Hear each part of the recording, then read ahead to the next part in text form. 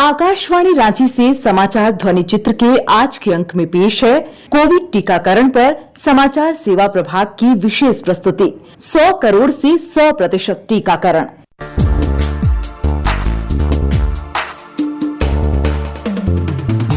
आठ दिसंबर 2019 की सुबह ये दुनिया के लिए हर दिन की तरह उम्मीद भरी सुबह थी। सभी रोजमर्रा के कार्यों में व्यस्त हो रहे थे, लेकिन इसी दिन चीन के वुहान में शुरुआत हो चुकी थी इस सदी की सबसे बड़ी त्रासदी की कोविड-19 की। 30 जनवरी 2020 को इस अदृश्य शत्रु का आगमन भारत में भी हो गया। केरल में कोविड-19 ने दस्तक दे दी। 11 मार्च 2020 को विश्व स्वास्थ्य संगठन ने इसे महामारी घोषित कर दिया। लाइलाज बीमारी से निपटने के लिए वैक्सीन की खोज होने लगी। प्रधानमंत्री नरेंद्र मोदी वैक्सीन से जुड़ी हर प्रक्रिया पर नजर रख रहे थे। आईसीएमआर के वरिष्ठ वैज्ञानिक डॉक्टर रमन आर गंगाखेड़कर ने वैक्सीन के सफर को अभूतपूर्व बताया। जब ये लॉकडाउन लगा था उस वक्त आईसीएमआर ने कोवैक्सीन के मैन्युफैक्चरर हैं भारत बायोटेक के और सीरम इंस्टीट्यूट ऑफ इंडिया दोनों को मदद करने के लिए अपना हाथ बढ़ाया। परिणाम ये हुआ कि जनवरी में हमारे देश में बने हुए वैक्सीन हम लोगों को दे पाए। महामारी के खतरे के बीच 1 जनवरी 2021 को DCGI ने कोवैक्सीन और कोविशील्ड को इमरजेंसी अप्रूवल दिया। इसके कुछ समय बाद 12 अप्रैल को देश में तीसरी वैक्सीन स्पुतनिक V को भी आपातकालीन मंजूरी दी गई। 16 जनवरी का दिन उम्मीद की एक नई किरण लेकर आया। इसी दिन दुनिया की दूसरी सबसे बड़ी आबादी वाले देश भारत में कोविड टीकाकरण की शुरुआत हुई। आज के दिन का पूरे देश को बेसब्री से इंतजार रहा है। कितने महीनों से देश के हर घर में बच्चे, बूढ़े, जवान सभी की जुबान पर यही सवाल था कि कोरोना की वैक्सीन कब आएगी। तो अब कोरोना की वैक्सीन आ गई है। मैं सभी देशवासियों को इसके लिए बहुत बहुत बधाई देता हूँ। सबसे पहले 16 जनवरी से स्वास्थ्य कर्मियों को टीके लगाए जाने लगे। नीति आयोग के सदस्य और कोविड-19 टास्क फोर्स फॉर वैक्सीनेशन के चेयरमैन डॉक्टर VK पॉल ने बताया कि किस तरह भारत में व्यापक टीकाकरण के लिए कोल्ड चेन की व्यवस्था और प्रशिक्षण कार्यक्रम तथा टीकाकरण का अनुभव मील का पत्थर साबित हुआ। हमारी यूनिवर्सल इम्यूनाइजेशन प्रोग्राम की जो कोल्ड चेन की व्यवस्था थी उसमें स्पेयर कैपेसिटी हमारे काम आई। हमारे देश की सिरिंज बनाने की कैपेसिटी हमारे काम आई। हमारे देश में जो ट्रेनिंग पहले मिली हुई थी थोड़ी और ट्रेनिंग के बाद हमने सक्षम करा कि वो ये टीका भी तरीके से लग जाए। और टीकाकरण का जो एक्सपीरियंस है उसको देखो तो कितना वो सिस्टमबद्ध है। ये जो मास्टरी करी गई है SOP की, ये कमाल की बात है। टीकाकरण हमें इस महामारी की प्रकोप और मार से बचाने के लिए सक्षम हो गया है। National technical advisory group NTAGI के चेयरमैन डॉक्टर NK अरोड़ा ने आकाशवाणी समाचार को बताया कि भारत दुनिया का ऐसा एकमात्र देश बन गया है जहां एक ही दिन में 2% आबादी का टीकाकरण किया गया, जो देश की टीकाकरण क्षमता को दर्शाता है। हमारी क्षमता इतनी है कि एक दिन में हम 2 से 2.5 करोड़ टीके लगा सकते हैं और इसका WHO में इसको मेंशन किया गया कि भारत दुनिया का एक ही देश है जहां पर एक दिन में 2% पॉपुलेशन, 2.5 करोड़ पॉपुलेशन जो है करीब 2% है, एक ही दिन में टीका दिया था। ये हमारी क्षमता को प्रदर्शित करता है। डॉक्टर अरोड़ा ने भारत में कोरोना की वैक्सीन के अब तक के सफर के बारे में बताया। आज हमारे लिए बहुत गर्व का दिवस है। हमने एक वो माइलस्टोन, वो मील का पत्थर हासिल किया है कि 9 महीने के अंदर ही इस देश में 100 करोड़ वैक्सीन की डोजेस दी गई है। 2 फरवरी से कोरोना फ्रंट लाइनर्स को टीका लगाने की शुरुआत हुई। कोरोना वॉरियर्स ने भी आगे आकर टीकाकरण की सकारात्मक शुरुआत की। मेरा नाम मिस्टर उमेश कुमार है। मैं पिछले 20 साल से गांधी हॉस्पिटल ओम विहार उत्तम नगर नई दिल्ली में कार्यरत हूं। हमने कभी 20-25 साल में ऐसी कभी कल्पना नहीं की इतनी भयंकर बीमारी हमारे देश में आएगी। इतने डर गए कि पेशेंट को टच करने में डर लगता था, अस्पताल जाने से डर लगता था। लेकिन सरकार का बहुत बहुत धन्यवाद कि जब से इन्होंने वैक्सीन लाए हैं, एक वैक्सीन लगते ही हमने थोड़ा निडर होके अपना ड्यूटी शुरू कर दिया। दुनिया के सबसे बड़े टीकाकरण अभियान ने गति पकड़नी शुरू कर दी और 18 फरवरी को ये आंकड़ा 1 करोड़ को पार कर गया। तीसरे चरण में 1 अप्रैल 2021 से 45 वर्ष से अधिक उम्र के सभी नागरिकों को वैक्सीन लगाने का काम शुरू किया गया। इस साल अप्रैल में जब कोरोना की दूसरी लहर आई तो चौथे चरण के तहत 1 मई से 18 वर्ष से अधिक आयु वर्ग के युवाओं के लिए टीकाकरण की शुरुआत की गई। कोविन प्लेटफॉर्म और आरोग्य सेतु ऐप के जरिए मन मुताबिक समय और स्थान का चयन कर लोग टीका लगवाने लगे।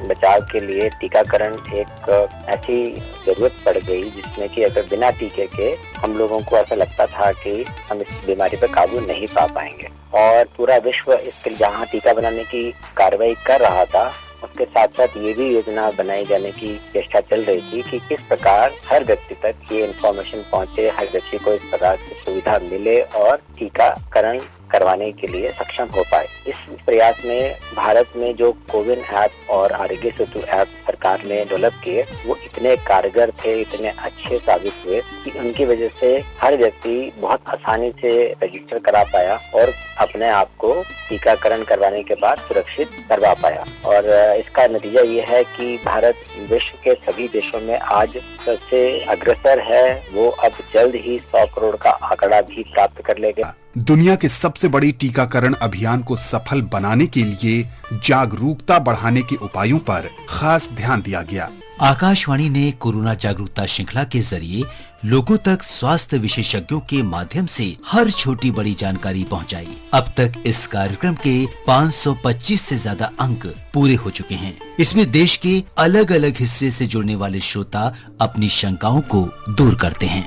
मैं धर्मवीर गांधीनगर दिल्ली से बोल रहा हूँ। सरकार ने बहुत अच्छी तैयारी करी है इस साल, जैसे पिछले साल के मुकाबले बहुत अच्छी तैयारी हुई है। क्या वैज्ञानिक हमारे जो वैक्सीन के ऊपर और कुछ इसके अच्छा बेटर रिजल्ट आए और इससे ज्यादा बेटर अच्छी कुछ कार्रवाई कर रहे हैं क्या नहीं कर रहे हैं। जैसे कि जो वायरस है इसमें नए नए रूप बदलता रहता है, अब वो चुपचाप बैठा है, वो भी देख रहा है कि ये हमारे विपक्ष में क्या काम हो रहा है। फीवर होना ये एक नॉर्मल रिस्पॉन्स है। बच्चों को भी आप कोई भी टीका लगाते हैं तो काफी बच्चों को उसके बाद बुखार और इस तरह के लक्षण देखे जाता है, तो एक नॉर्मल रिस्पॉन्स है। कोई आप वैक्सीन देते हैं, आप उसमें एक एंटीजन या जो भी आप इम्यूनोजेनिक जो भी आप सब्सटेंस दे रहे हैं, तो एक बॉडी का एक इम्यून रिस्पॉन्स जब उसके लिए शुरू होता है तो फीवर इस तरह के लक्षण आ सकते हैं, वो नॉर्मल है। डॉक्टर सूर्यकांत ने अपना टीकाकरण कराया और अपना अनुभव देशवासियों के साथ कुछ इस तरह साझा किया। 16 जनवरी को जब टीकाकरण लॉन्चिंग शुरू हुई थी उस दिन पहले दिन मैंने टीका लगवाया था और उसके बाद से मैं कोविड वैक्सीनेशन का ब्रांड एम्बेसडर भी बना, सारी एडवोकेसी की और बहुत सारे लोगों को कन्विंस किया इस अभियान में। डेवलपिंग कंट्री होने के नाते हमने कोविड का मैनेजमेंट जिस तरह से किया है, हमने एक नहीं दो कोविड की वैक्सीन जिस तरह से बहुत ही कम समय में डेवलप की है और जिस तरह से हमने कोविड का प्रोटेक्शन वैक्सीन का करके दूसरे देशों को मुफ्त टीका भी उपलब्ध कराया है। और उसके साथ साथ अब हम 100 करोड़ जो कि दुनिया में सबसे बड़ी संख्या है, फास्टेस्ट वैक्सीनेशन हमने किया है। 16 जनवरी 2021 को जो टीकाकरण शुरू किया था वो हम लगभग 100 करोड़ के करीब पहुंचने वाले हैं और ये मुझे ऐसा लगता है कि पहला देश दुनिया का बन गया है जो इस करोड़ों के टीकाकरण का शतक पार करने वाला है और ये बहुत बड़ी उपलब्धि है। संपूर्ण देश के लोगों को टीकाकरण अभियान में शामिल करने और इसे सभी के लिए सुलभ बनाने के उद्देश्य से 7 जून को सरकार ने सबको वैक्सीन मुफ्त वैक्सीन की पहल की। 21 जून से इस महाअभियान की शुरुआत की। 6 अगस्त को इस देश ने कोविड टीकाकरण के क्षेत्र में 50 करोड़ का आंकड़ा पार कर लिया। कोरोना संकट ने आपदा में अवसर तलाशने के मौके भी दिए। प्रधानमंत्री नरेंद्र मोदी ने दुनिया की प्रमुख वैक्सीन निर्माता कंपनियों को भारत आकर मेक इन इंडिया के तहत टीके बनाने का निमंत्रण दिया। सेवा परमो धर्मः, सेवा परमो धर्मः को जीने वाला भारत सीमित संसाधनों के बावजूद भी वैक्सीनेशन डेवलपमेंट और मैन्युफैक्चरिंग में जी जान से जुटा है। भारत ने दुनिया की पहली डीएनए वैक्सीन विकसित कर ली है जिसे 12 साल की आयु से ज्यादा के सभी लोगों को लगाया जा सकता है। भारत के वैज्ञानिक कोरोना की एक नेजल वैक्सीन के निर्माण में भी जुटे हैं। मानवता के प्रति अपने दायित्व को समझते हुए भारत ने एक बार फिर दुनिया के जरूरतमंदों को वैक्सीन देनी शुरू कर दी है। दुनिया भर के वैक्सीन मैन्युफैक्चरर्स को भी आमंत्रित करता हूं, कम मेक वैक्सीन इन इंडिया। तीसरी लहर की आशंका के बीच देशवासियों ने अपनी जिम्मेदारी समझते हुए टीकाकरण अभियान को और गति दी। यही वजह रही कि 13 सितंबर को कोविड रोधी टीके के क्षेत्र में देश ने एक और बड़ी उपलब्धि हासिल करते हुए 75 करोड़ के आंकड़े को पार कर लिया। विश्व स्वास्थ्य संगठन की मुख्य वैज्ञानिक सौम्या स्वामीनाथन ने कोरोना से संघर्ष में भारत के प्रयासों की सराहना की है। I think so far the Indian vaccination program has gone very well, vaccinating over 140 million people. And I think India did very well in vaccinating its frontline workers and healthcare workers in the first phase and starting off with the over 60s and then, coming down. That was exactly in line with the WHO prioritization framework because our primary goal should be to reduce mortality. Bharat अब एक और कीर्तिमान बनाने के कगार पर है। बहुत जल्द कोविड रोधी टीके की 1 अरब यानी 100 करोड़ डोज का बड़ा लक्ष्य भी हम पार करने वाले हैं। भारत ने कोरोना संकट के बीच 100 करोड़ डोज के बड़े लक्ष्य को हासिल कर दुनिया के तमाम देशों को ये संदेश भी दिया है कि संघर्ष से संकल्प कब हारा है। देश भर में इसे लेकर उत्साह देखते ही बन रहा है। मेरा नाम कीर्ति टोपनो है। मैं तुरपा के बिरिंता गांव में रहती हूं और मैं एक स्कूल शिक्षिका हूं। मैंने पहले ही कोरोना से बचाव के लिए दोनों टीके लगवा लिए हैं। इसमें कोई डर जैसी बात नहीं है। बुखार भी मुझे नहीं आया है। मैं कहना चाहती हूं कि गांव के कुछ लोगों को जो ये सोच रहे भ्रम में है कि उन्हें बुखार आएगा, वैसी कुछ बात नहीं है। आप दोनों ही टीका लगवाएं। मेरा नाम पारसनाथ ठाकुर है और मैं सरायकला का निवासी हूँ। कोविड टीकाकरण लेने के लिए हम सदर अस्पताल आए हुए थे और यहाँ पे हमने आज अपना दूसरा डोज ले लिया। इससे पहले हमने 3 महीना पहले प्रथम डोज भी लिया था, जो काफी अच्छा रहा। किसी भी प्रकार की कोई दिक्कत नहीं है और सेकेंड डोज में भी दिक्कत नहीं हुआ। राष्ट्रीय तकनीकी सलाहकार समूह NTAGI प्रमुख डॉक्टर NK अरोड़ा ने बताया है स्वस्थ बच्चों का टीकाकरण अगले साल की पहली तिमाही में हम लोग आरंभ कर सकेंगे। भारत में बच्चों के टीके के लिए 3 और वैक्सीन जो है उनका ट्रायल चल रहा है। एक तो कोवैक्सीन है जिसमें 2 साल से लेकर 18 साल तक के बच्चों के लिए ट्रायल चल रहा है और ये अगले महीने तक इसके परिणाम हमारे सामने आ जाएंगे। दूसरा एक कोवावैक्स करके है, वो 5 साल से 17 साल बच्चों के बीच के लिए।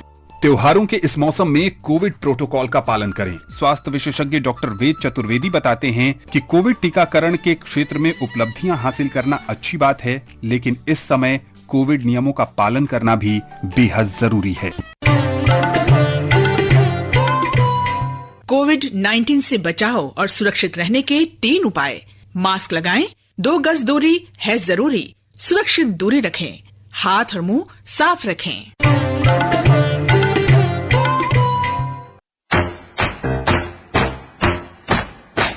चलो मिलकर एक शुरुआत करें, चलो एक फैसला आज करें। मास्क नहीं तो टोकेंगे, कोरोना को रोकेंगे। चलो इस वादा करते हैं, चलो कुछ वादा करते हैं। मास्क नहीं तो टोकेंगे, कोरोना को रोकेंगे। और हाँ, अगर आपने अब तक कोविड टीका नहीं लगवाया है तो एक जिम्मेदार नागरिक होने के नाते टीका जरूर लगवाएं। आप सबके सार्थक सहयोग और योगदान से ही कोविड पर विजय संभव है। कोरोना हारेगा, देश जीतेगा।